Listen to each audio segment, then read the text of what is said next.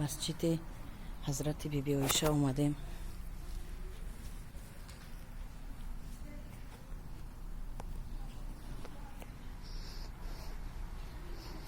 این در همین شهر مکه است، مسجد حضرت بیبی عایشه.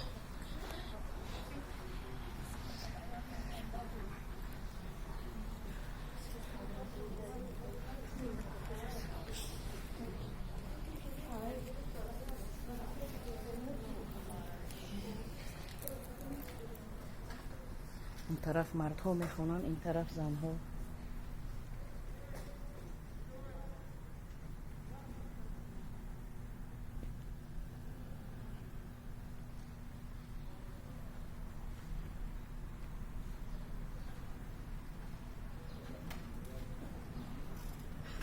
همه اونجا کتاب قرآن گرد به گرد ماندگی.